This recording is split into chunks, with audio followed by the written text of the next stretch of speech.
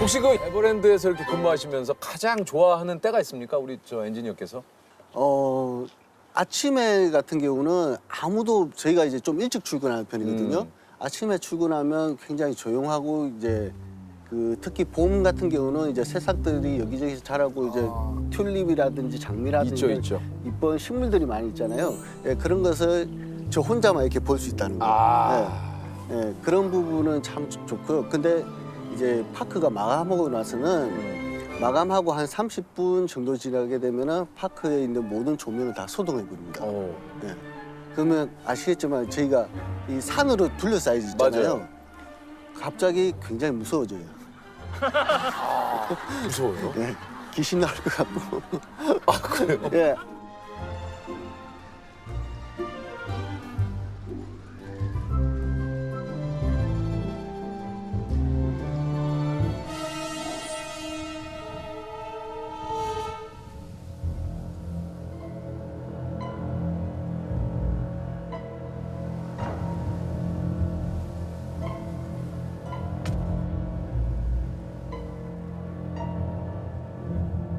놀이공원에는 그런 뭐 계단 같은 거 있지 않습니까? 있어요? 아, 지금은 없는데 예전에 네. 예, 한 10년 전에 이제 그런 소문들이 좀 있었는데요. 네. 저도 약간 경험한 적이 있는데 뭔데요? 지금은 사라지고 없는 어트랙션인데 그때 당시 이제 독수리 요새라는 어트랙션이 있었어요. 아, 독수리 요새 또 제가 무지하게 좋아했던. 아, 독수리 네, 요새가? 그거 지금 없죠? 예, 그거 아쉽게도 재밌었는데, 네, 맞습니다. 독수리 요새. 예, 재밌었는데 아쉽게도 안전상의 문제로 해서 예, 없어졌습니다. 예. 그때 당시 이제 그 독수리 요새에 대한 괴담이 좀 있었는데요. 이제 독수리 요새에서 이제 밤에 야간에 이제 그 하얀 소복을 입은 귀신이 나온다. 예. 그리고 이제 밤 12시만 되면 거기에 전화가 걸려온다. 전화가? 예. 소복은 소복인데, 야, 그 전화가 무섭다. 예. 근데 저도 그 괴담 들었고 나서 실제 귀신은 본 적이 없어요. 근데요? 전화벨 소리 제가 들어봤어요. 진짜 12시에 네. 전화벨 소리가 들려요? 와요. 그때 제가 야간 작업을 하고 있었어요. 허리케인이라는 어트랙션에서 이제 좀 야간에 이제 문제가 있어서 보수 작업을 하고 있었는데 하다 보니까 이제 공구가 부족한 거예요. 네. 그래서 이제 선배가 독수리요새 가서 뭐 어떠한 공구를 가져와라고 저한테 지시를 하는 거예요. 이 핸드폰 후레쉬 조명 하나 켜고 이제 그 길을 갔어요. 근데 그때 시간이 11시 한 55분, 뭐 12시가 다 될 시간이었어요. 그 공구를 막 찾았어요. 공구를 진짜 딱 짚는 순간 전화벨 소리 울리는 거예요. 어우야. 예.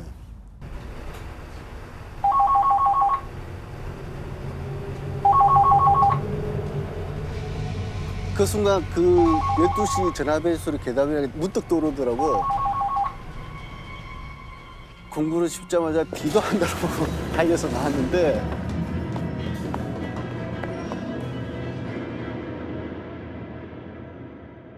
세영 씨는 진짜 뭐 아무 일이 없을 때는 뭘 하면서 시간을 보냅니까? 제가 들은 정보로는 세영 씨가 괴담 많이 하래요. 괴담. 네. 아, 그래요? 유튜브로 괴담 엄청 찾아봐요. 이야. 뭐 어디 뭐 우물의 비밀 뭐 이런 거. 유민지 야, 이거. TV, 그게 뭐야? 심야괴담에 어. 그리고 요즘 티빙에서 최근에 나온 게 샤먼. 너무 재밌어. 야. 너무 가슴 아프고 저 보면서 울었어요.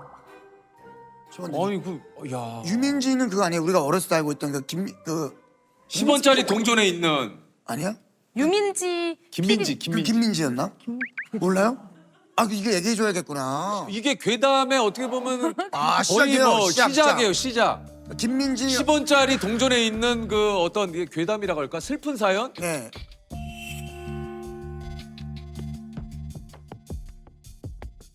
그 김민지 어린이가 옛날에 납치를 당해서 네. 그 500원짜리 보면 학 있잖아요. 학. 거기를 계속 엄지손가락 가리면 손이 묶여 있는 모습이 보여요. 그게 보인다. 보여. 그리고 10원짜리 동전 뒷면에 김. 있어요. 예. 1000원짜리 밑에 보면 MIN이라고. 있죠. 있어요. 예. 그 G자가 그게 세종대왕님 그 10,000원짜리 그 이 입고 있는 곤룡포에 거기가 이제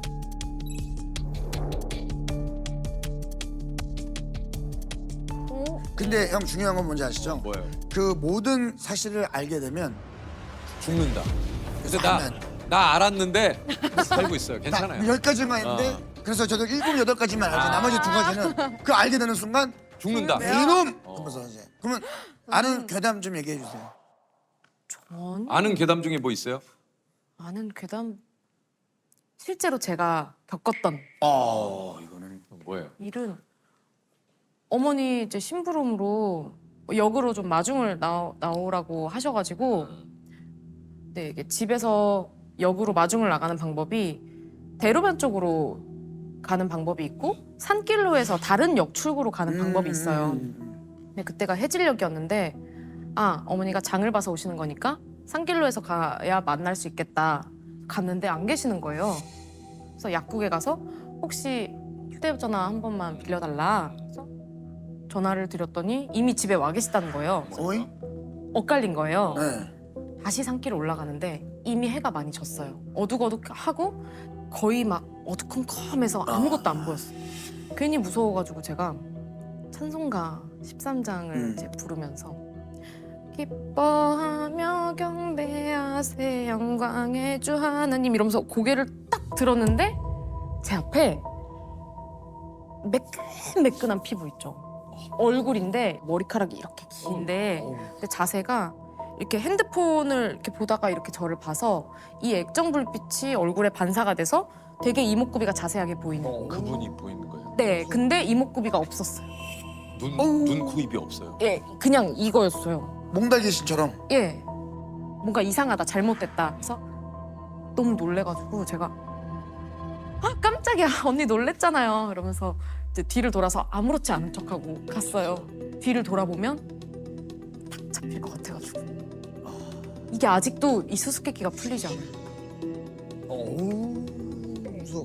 계단이 있고 이렇게 좀 이렇게 돌아가면 다시 계단이 이어지는데 저쪽 보고 얘기해 주면 안 돼요? 너무. 진짜 저 이런 걸 너무 무서워. 이거는 진짜 저 이런 걸 너무 무서워. 이거는 지금 카메라 보고 얘기해 주세요.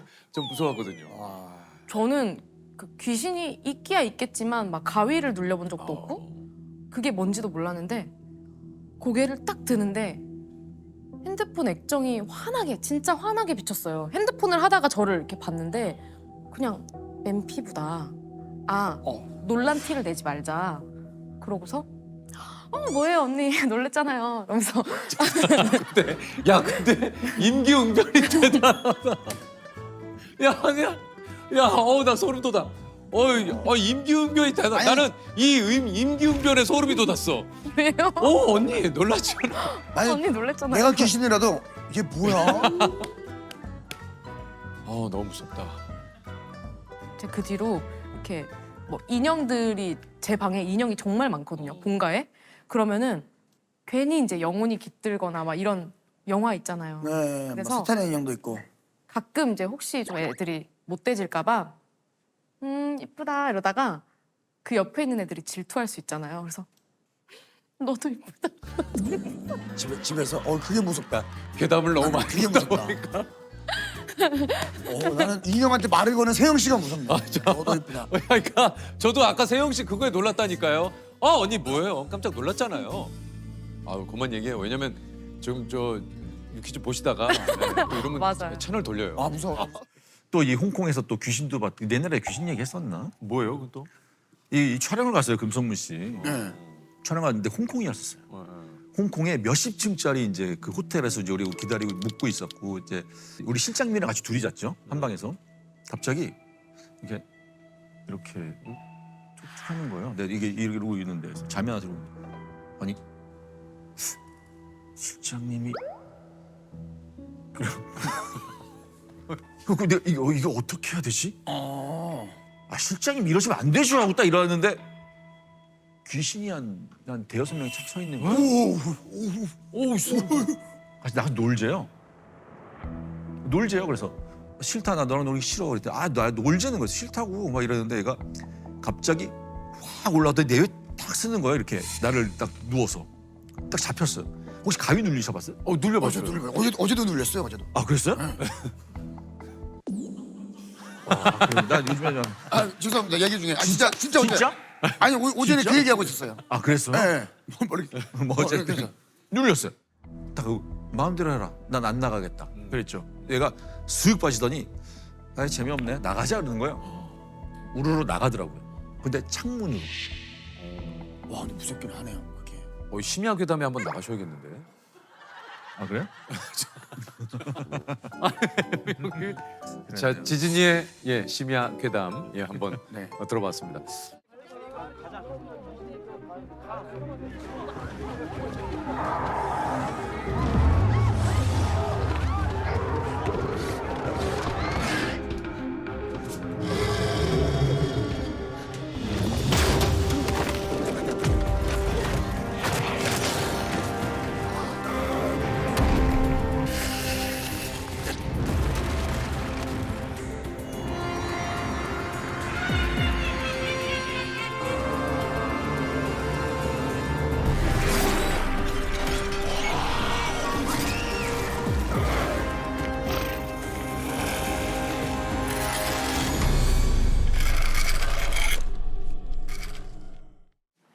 근데 뒤에 그림은 되게 이거 아유, 안녕하세요. 안녕하세요. 아유, 안녕하세요. 안녕하세요. 계십니다. 반갑습니다. 반갑습니다.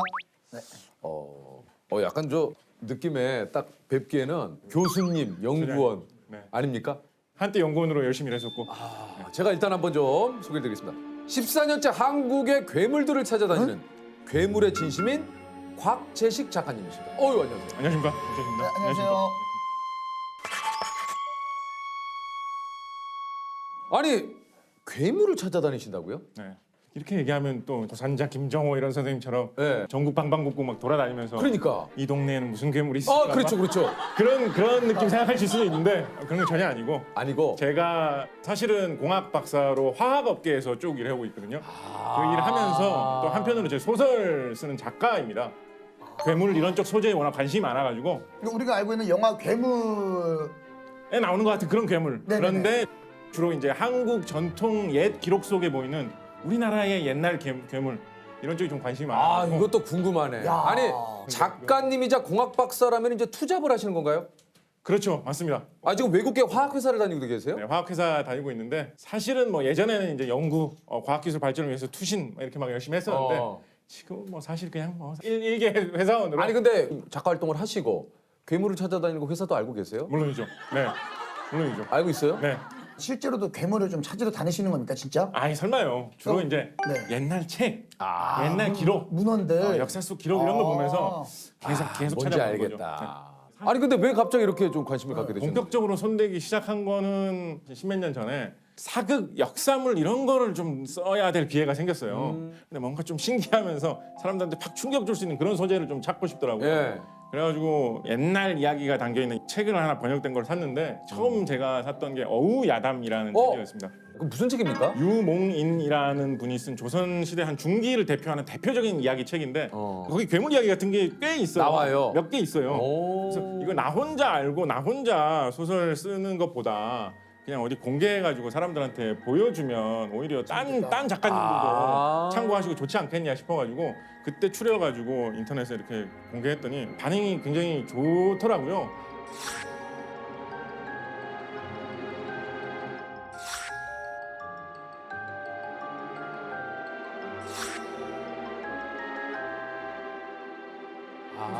잘한다 좋다 하면 좀 자꾸 하게 되잖아요. 신나죠. 그래가지고 뭐 좀 더 하다 보니까 더 잘한다 막 이렇게 돼가지고 계속 하다 보니까 약간 쉼이 버릇처럼 된 것 같아요. 네. 아니면 뭐 게임 만드시는 분 이런 분들도 뭐 게임 속에 등장시켜야 되니까 좋은 자료가 되죠. 필요하지. 그 자료로 써가지고 감사히 봤다 이런 식으로 저한테 연락 주시고 사실 괴물을 창작하는 분 입장에서도 이게 사실 굉장히 좀 그 큰 고민거리일 것 같긴 하거든요. 새로운 한국 괴물 몇 개나 좀 그 발굴해내셨습니까? 새로운 거 뭐 예전부터 알려져 있던 거 합해가지고 뭐 대충 해보면 한 280 뭐 이 정도? 작가님 직접. 네, 직접이라고 하기에는 뭐 다른 기록에 나와 있는 게 제가 정리만 한 거니까. 그래도 직접이 맞죠. 그 정도면 직접이 맞아요. 우리가 몰랐던 거를 작가님이 그럼. 찾아주시면 아니 우리 PD님은 또 맞죠. 부끄러워서 그렇지, 아니 부끄러워서. 부끄러워도 이게 내가 부끄러워, 나오지 말았어야 내가 되는데. 키워난 거 아니, 나오지 말라는 요새. 죄송합니다.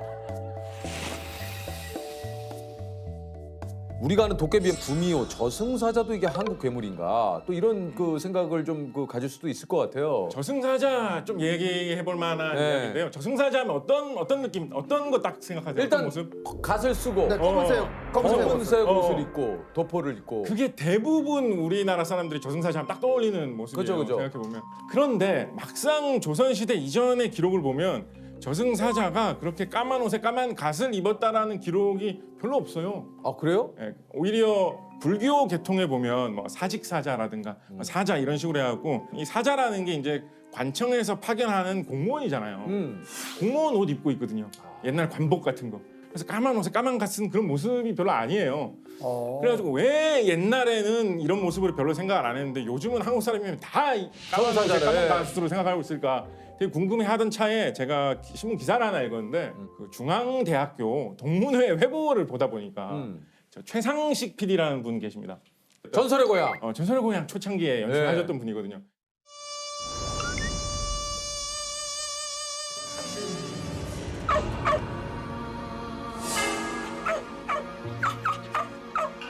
누구야?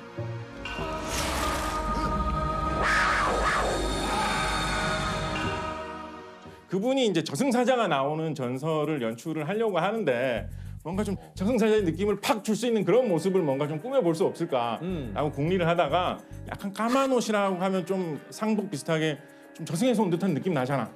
그때 제작진이 만드셨다라고 하시더라고요. 80년대 초에. 아 이거 그러면은 80년대 초에. 우리가 그래서- 아는 전설의 고향에 나오는 그 모습 때문에 우리가 저승사자의 모습을 그렇게 생각하는 그래서 것이다. 그 인터뷰에 보면 그 PD님께서 이거를 어디 저작권 등록을 내가 해놓을 걸 그랬다.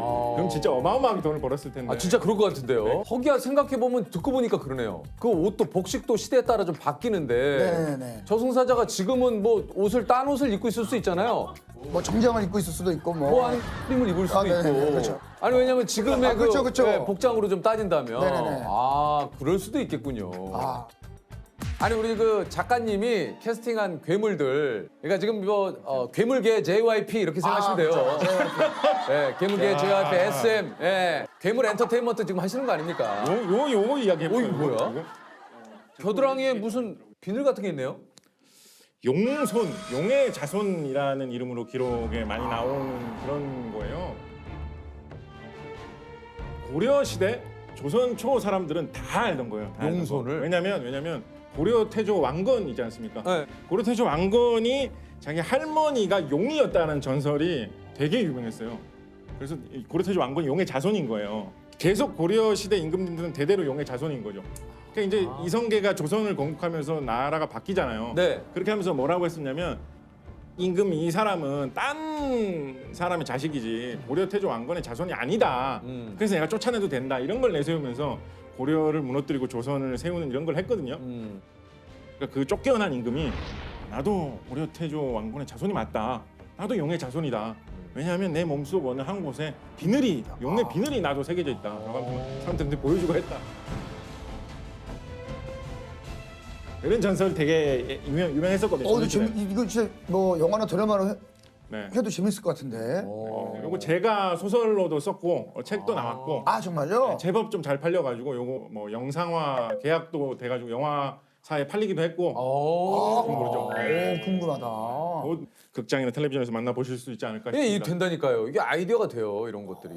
예. 이 이야기 좀 재밌어요. 그 할머니라는 그 고려태조 왕건의 할머니라는 분이 막 그런 거 하거든요.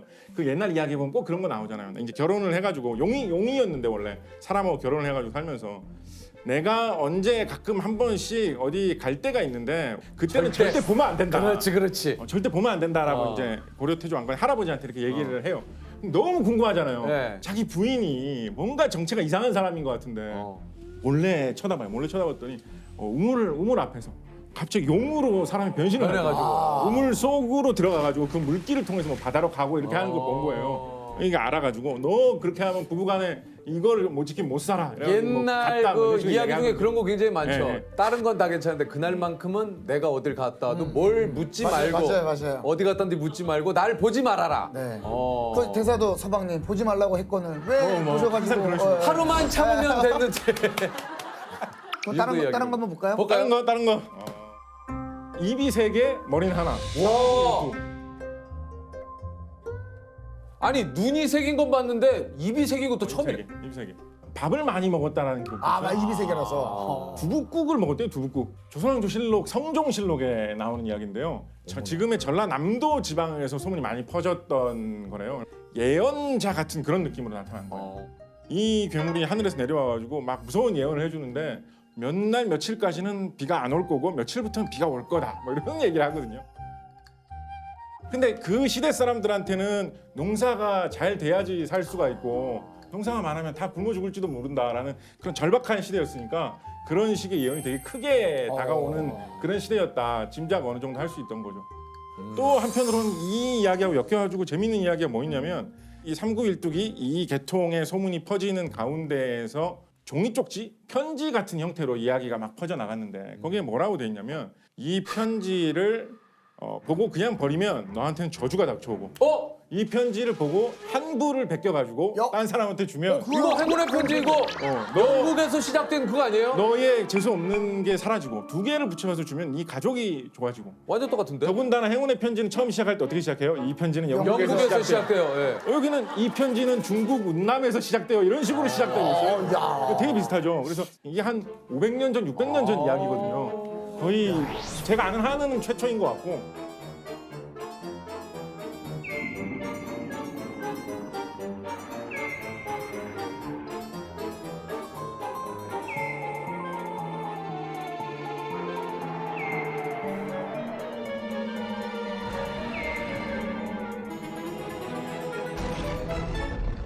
실제로 괴물이 있다고 믿으시는 건지 어떤 건지도 좀 궁금하긴 한데요. 사실은 이런 이야기를 보면 이 괴물이 진짜로 있었을까 없었을까 그 문제를 떠나서 왜 그때 사람들이 이런 괴물에 혹하면서 그런 거에 대한 소문이 많이 퍼졌는지를 생각하면 네. 그 시대 사람들의 어떤 걱정거리라든가 그 시대 사람들의 시대상 이런 거를 보입니까? 생각하게 되는 그런 면이 있거든요. 아, 근데 뭐 당연한 거겠지만 어떻게 이렇게 지식이 많으세요? 뭐 쫙쫙쫙쫙 나오는 배워서 오신 거예요? 야, 근데 알고 보니 진짜 우리 작가님이 진짜 괴물이에요. 2002년에 카이스트를 2년 반 만에 그 이야기 좀 하지 맙시다. 부끄럽다. 다 끝났는데요. 네. 그럼 20년 전 이야기죠. 아니 보니까 네. 신문에 나왔어, 신문에. 야, 우와. 2년 6개월 만에 학사과정을 이수한 수재가 나왔다. 진짜 부끄럽다. 공부 잘하는 분들 그걸 한번 여쭤보고 싶어요. 공부가 재밌었는지. 재밌는 것도 왕왕 있죠. 왕왕 있죠. 재밌는 것도 왕왕 있고. 저는 영화 보는 거 이런 거 되게 좋아했거든요. 예. 가끔 이렇게 외국 방송에서 보여주는 자막 없이 그냥 하는 영화 같은 거 있잖아요. 네. 그런 거 보면 저 무슨 말일까 어릴 때 너무 궁금하고 그랬어요. 그래가지고요. 근데 이제 영어 공부를 하면 할수록 조금씩 더 아는 게 많아지니까 그런 거 되게 재밌더라고요. 아, 그냥 자막이 있는데 왜?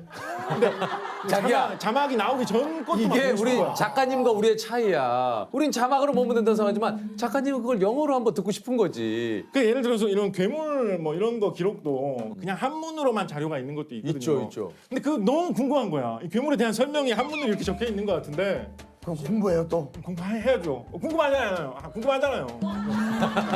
뭐 한문 해석하는 법 뭐 이런 거 좀 찾아보고 그거 재미없어요. 재밌죠.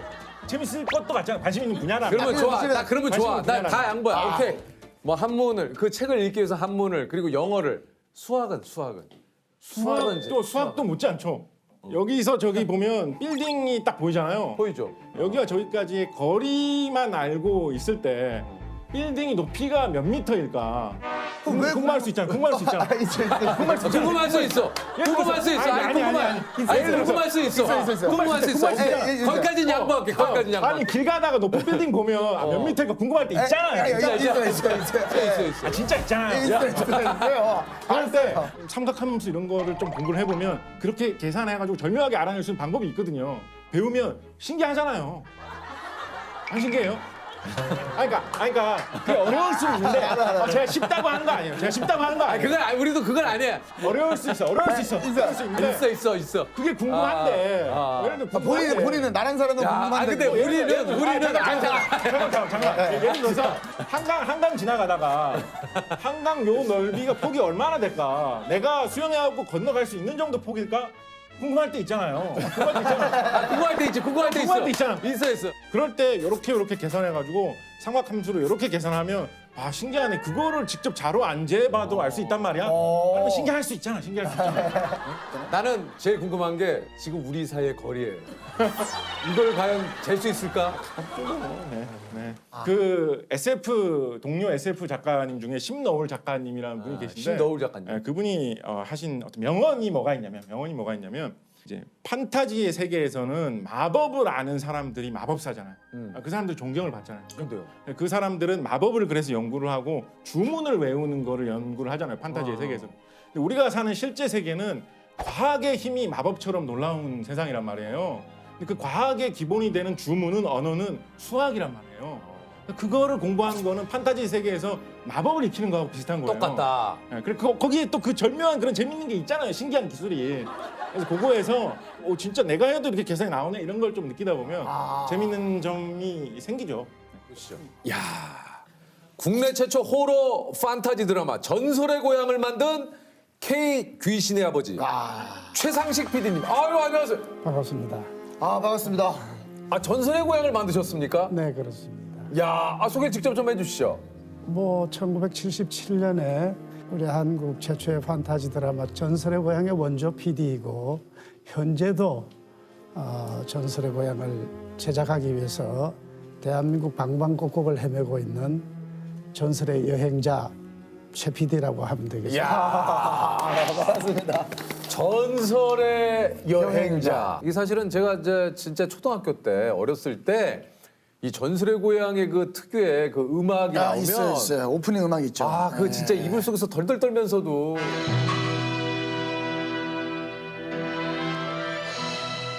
제목이 기가 막혀요. 전설의 고향. 이게 뭐 하고 좀 이렇게 좀 둘 중에 하나를 선택을 하셨다고. 네, 제가 고향의 전설로 할까 처음 생각했어요. 고향의 전설. 뭔가 좀 뭔가 좀 약해. 고향의 전설은 그렇게 알고 싶지가 않은데 전설의 고향은 알고 싶어요. 맞아요. 아니 뭔가 고향의 전설의 전설은 고향은 궁금해.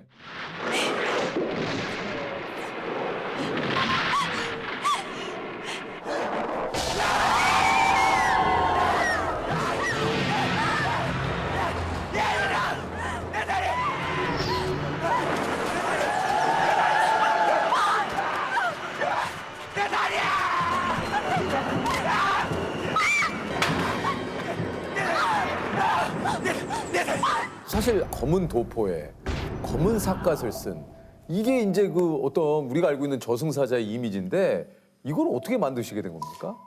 이제 전설의 고향 이전에는 캐릭터화된 이미지가 없었어요. 이 죽음의 이미지, 한국형 죽음의 이미지를 만들어 보자 이렇게 이제 고심을 하다가 죽음의 이미지는 새까만 색이잖아요. 까만 도포를 입히자. 그리고 까만색에 대비되기 되어서 얼굴은 하얗게 하자. 그리고 입술은 새까맣게 액센트를 주자.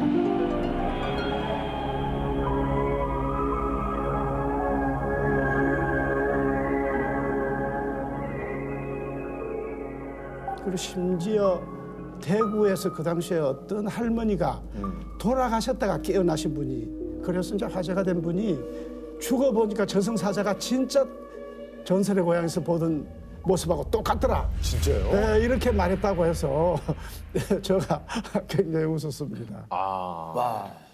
야, 근데 이거 그때 곽재식 작가님도 얘기했지만 이거 만약에 이거 저작권 등록해 놓으셨으면 이거 저승사자 이미지로 그때는 저작권이라는 개념이 없었고요.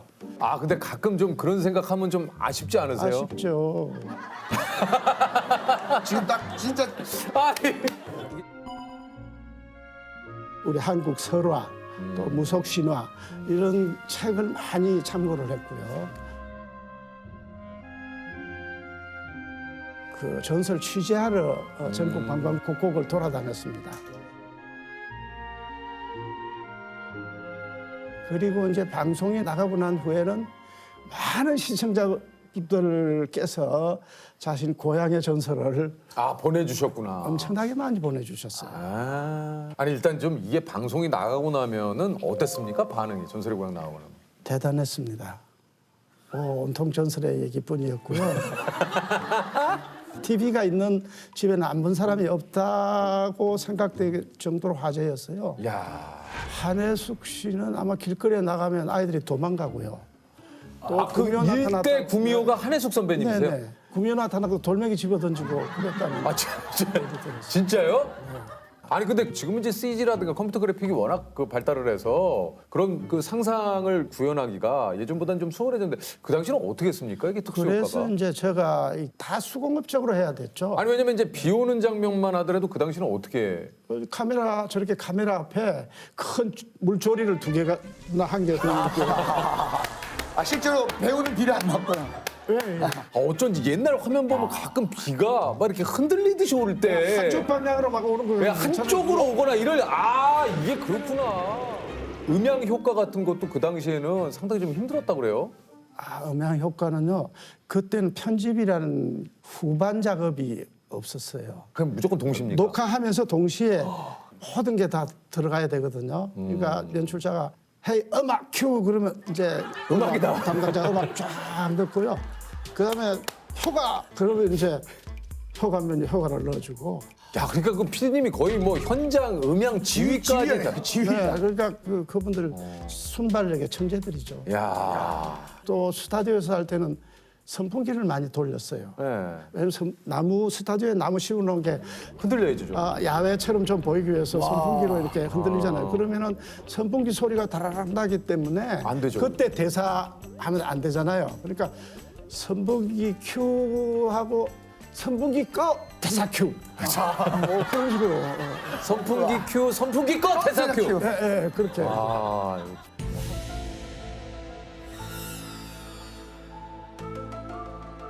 혹시 단 하나의 비밀을 알아낼 수 있어요. 어떤 걸 알아낼 수 이건 엄청 명확한 건데 뭐예요? 저는 그 외계인 정보를 좀 얻고 싶어요. 그것 때문에 약간 미국 대통령도 되고 싶었어요. 어렸을 때. 그러면 이제 외계인 정보를 브리핑을 받을 수 있으니까. 그렇지. 외계인이 진짜 미국 같은 데서 이렇게 막 그 근거들이 있잖아요. 진짜 있는지. 그 사실 유명한 게 그 로스웰 그쵸. 아시죠? 네네네. 아, 진짜 궁금해. 나사에 계신 분들은 그거 아시는 분들 계실 근데 저도 사실 되게 궁금해요. 그게 나사에 정말로 계시는데 있는지 좀 그거 없는지. 알아보시면은 좀 주변에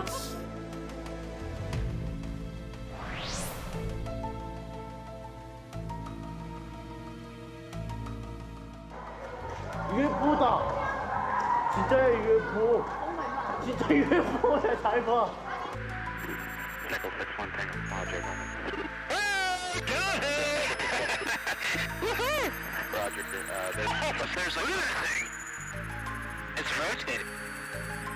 그 UFO에 대한 관심을 전 세계적으로 확산시킨 계기가 된 것이 틀림없습니다.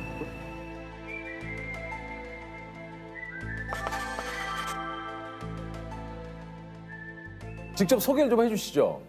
글쎄요, 국내에서 아마 UFO에 관한 한 제가 가장 많은 방송 출연도 했고 또 많은 UFO 목격자들을 직접 취재를 했고요. 애둘러서 쭉 이렇게 얘기하셨는데 어쨌든 UFO는 내가 국내에서 짱이다라는 얘기시죠?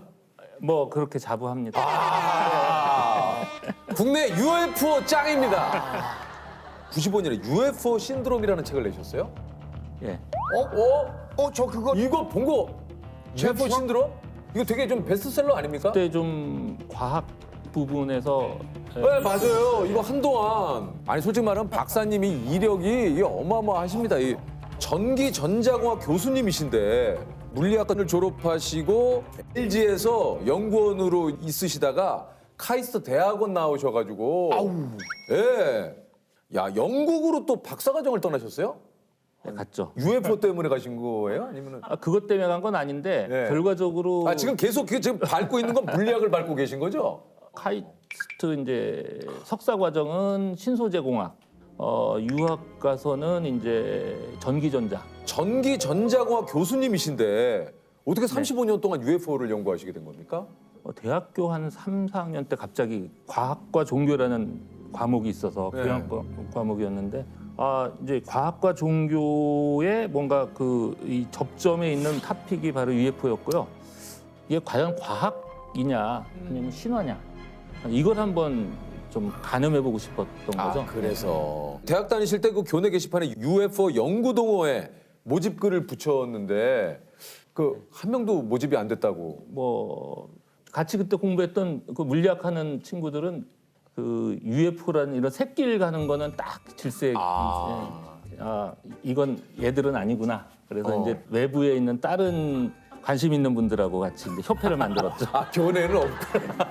기존에 있던 거를 업그레이드해서 만드셨구나. 한국 UFO 협회를 만들었죠. 이게 뭐 이제 UFO를 이제 뭐 이야기할 때 있어서 빠지지 않는 로스웰 사건이다. 그렇죠. 예, 이 로스웰 사건이 조금 뭔지 좀 얘기해 주시죠. 그 당시 상황만 정확히 말씀드리면 로스웰랜드에서 UFO가 추락하고 뭐 잔해가 회수됐다는 게 군에서 보도를 해요. 군에서? 네.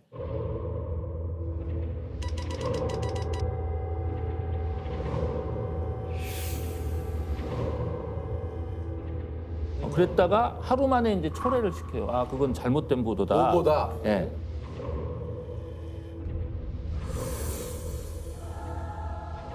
그 와중에 이제 관련됐다는 분들이 긍정적인 또 얘기들을 하고. 실제로 로스웰에서 외계인의 사체가 발견이 됐다.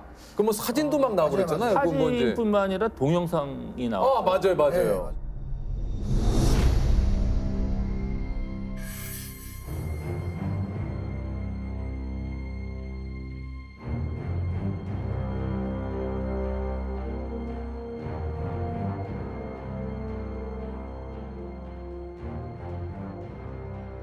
그 필름을 확보했던 회사가 이제 영국 런던에 있었던 거예요.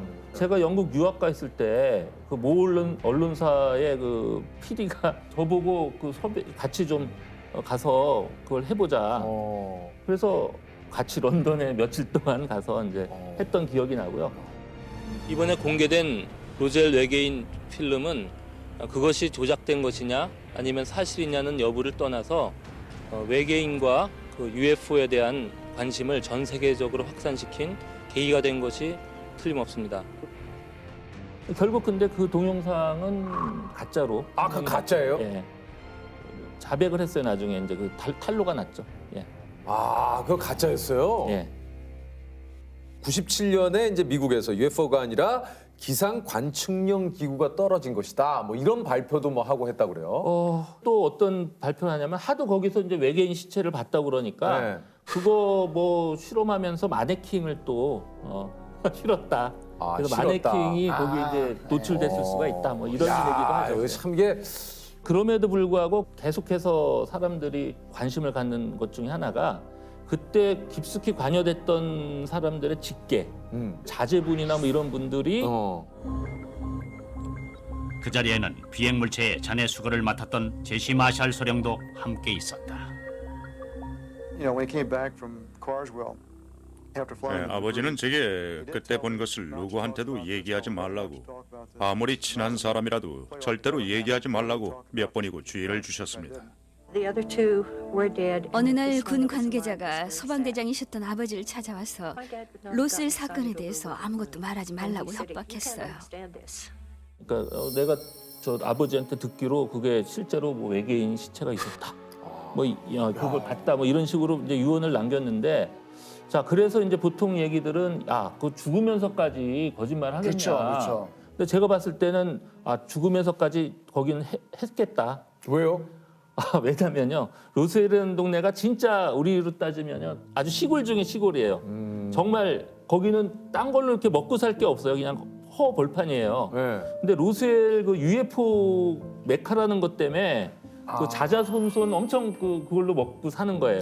그 동네가? 네, 지역 주민을 위해서 아마 죽으면서까지 거짓말을 할 수도 있다. 저는 보기 때문에 그 사건 자체를 여러 가지 가능성을 봤을 때 그 중에 이제 그런 것이 있기 때문에 그렇지만 그럼에도 불구하고 그 사건이 중요한 거는 비밀 정보들이 이제 정보 자유화법에서 이렇게 공개가 되거든요. 공개가 되죠. 근데 그 시점, 그러니까 1947년 봄부터 겨울 사이에 몇 달 사이에 특히 핵기지 주변에서 UFO들이 굉장히 많이 출몰해서 리포트가 막 된 게 있는 거예요. 거기가 아마 세계 최초로 그 핵 실험을 했던 곳이죠. 예. 그래서 UFO가 나타날 수가 있었겠다. 그렇지만 나중에 그게 너무 과장이 된 게 아닌가.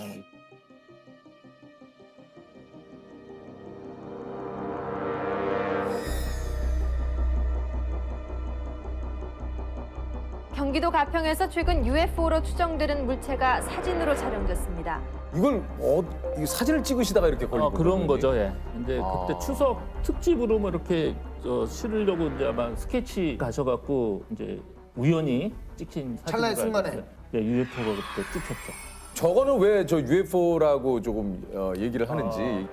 일단 몇 가지 포인트가 있었어요. 이제 위에 보면 수증기 같은 것들이 올라가는데 그게 이제 다른 구름하고 같은 종류인지 아닌지 그것도 확인을 해봤는데 그게 또 아니더라고요.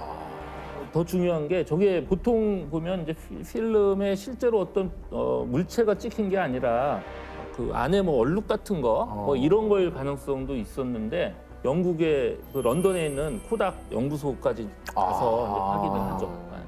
필름 분석 전문가, 현상 인화 전문가, 화학 전문가가 각각 사진을 다시 조사하기 시작했다. We've examined the film very, very closely, and the film is manufactured correctly. It is a processing concern and not a film manufacturer retouching or a photographic effect. 그 촬영 상태가 연속 사진이라 그 전에 0.3초 전에 찍은 사진이 있어서 이게 조작 가능성이 전혀 없다고 판단이 됩니다.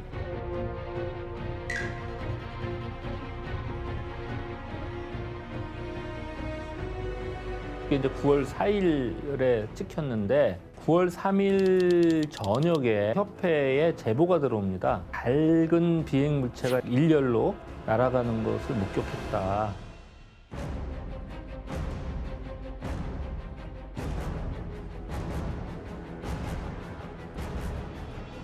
그리고 새벽에 저수지에서 밤 낚시하던 분들이 굉장히 그 큰 불덩어리가 가까이 호수를 환하게 비추고 이렇게 지나갔다. 그런 제보를 하죠. 근데 그거 찍히고 나서 또 한 두어 시간 후에 공군 교관이 비행을 하다가 UFO를 목격합니다. 그 시간을 재봤어요. 그랬더니 음속이 한 7배가 넘는 엄청난 빠른 속도였고요. 근데 그렇게 빠른 속도로 이렇게 낮은 높이에서 날았는데 소닉붐, 그런 충격파가 전혀 없었다는 거죠.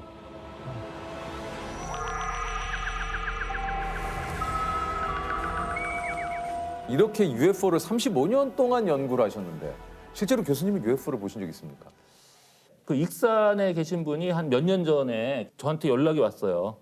자기가 UFO를 많이 찍는다, 자주. 직접 보여줄 수 있다. 와. 마침 또 이제 다큐멘터리를 찍게 돼서 영화를 감독님하고도 한 두어 번 같이 가서 그 중에 한 번 찍혔어요, UFO가.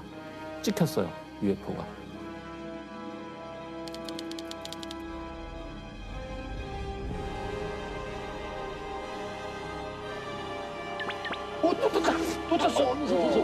떴다.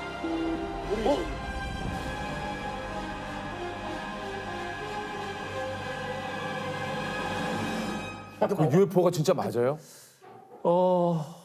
일단 제가 봤을 때 인상은 이건 일반적인 어떤 비행체나 뭐 자연현상은 좀 아니다. 그건 아니다. 네, 그렇게 판정을 했고요. 그래서 그걸 이제 보면 UFO 관련돼서 크게 나타나는 게 상당히 신뢰 있는 사람들이 UFO를 직접 봤다. 그런 이제 목격자 사례들이 있고요. 납치를 당했다. 자기가. 맞아요. 네, 그런 사람들이 또 전 세계적으로 막 엄청 또 나타났어요. 또 있어요? 네. 그다음에 마지막으로 이제 UFO 접촉자라고 하는데요. 자기가 저 외계인한테 뭔가 예언을 받고 세계 지도자 역할을 해야 된다. 이런 주장을 하죠. 실제로 우리가 알고 있는 굉장히 유명 인사 중에 그런 부류가 아닐까 생각이 되는 분이 한 분 있어요. 미국 대통령 중에 그것도. 진짜요? 예. 바로 레이건 대통령이에요. 야, 이거 괜찮으시겠습니까? 레이건 전 대통령이 외계인 접촉자였다. 그분이 무명 배우 시절에요. 맞아요. 예. 주말마다 뭐 파티 같은 게 있잖아요. 거기 초청을 받아간 거예요. 그러다가 1시간이나 늦게 도착을 했어요. 뭐 한 10분, 20분도 아니고 늦은 이유를 이제 밝혔는데 UFO하고 외계인을 봤다. 그런 얘기를 했다는 거예요. 예. 근데 심지어는요 어떤 얘기를 하냐면은 그 유명한 그 미국의 할리우드 여배우인데 그 레이건이 그 당시 외계인한테 텔레파시로 네. 그 시덥잖은 배우 생활 때려치고 빨리 정치로 나서라. 그럼 너는 정치로 풀린다. 자신의 운명에 대해서 예언을 받았다. 이런 주장을 해요. 야, 이거는 그 일요일날 하는 서프라이즈에 나와야 되는 내용이 아닌가 싶은데. 거기 야, 나올 이거 충분히 나올 충분히 나올 법하네요, 이게.